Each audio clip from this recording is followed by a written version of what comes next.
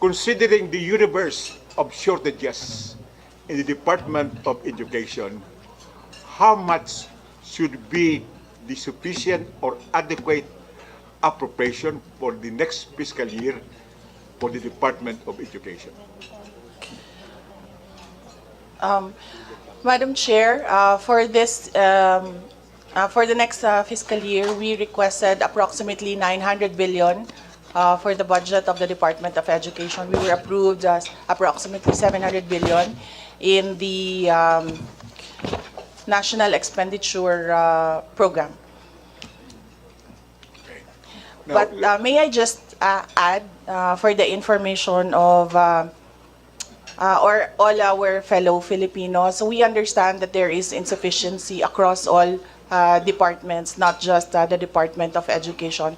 There is insufficiency in other crucial departments as well, particularly those in the social services sector like DSWD and DOH. The Department of Education is currently pursuing 2 tracks to solve the problems of basic education. Of course, we are there with the traditional build more classrooms and hire more teachers track that has been the solution of previous administrations and previous secretaries. But right now, we are pursuing another track as well, and that is learning from the lessons from the pandemic, where we want to institutionalize the blended learning program, where we intend to address the congestions in the classrooms, the lacking of classrooms, and the shortage of teachers by leveraging technology and using the asynchronous and synchronous styles of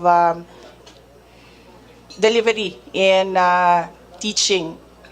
And that is currently the tracks that the Department of Education is doing with regard to our effort to solve the problems in basic education. We are trying to innovate in coming up with solutions, considering that we recognize the insufficiency of budget across all departments. in the implementation of your confidential funds, do you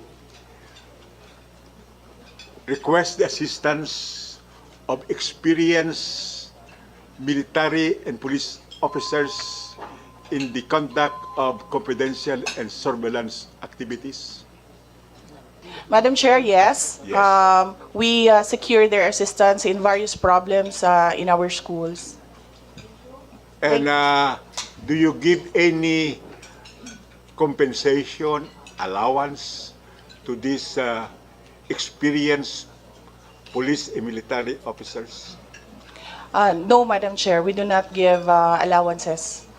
Considering the universe of shortages in the Department of Education, which would need adequate funding, Madam Secretary, would you voluntarily withdraw your request for confidential funds in the Department of Education? Madam Chair, there is a purpose and a need for confidential funds in the Department of Education because basic education is intertwined with national security. But of course, as we always say, we leave it to the discretion of the members of the House of Representatives and the Senate, the wisdom of granting confidential funds to the Department of Education.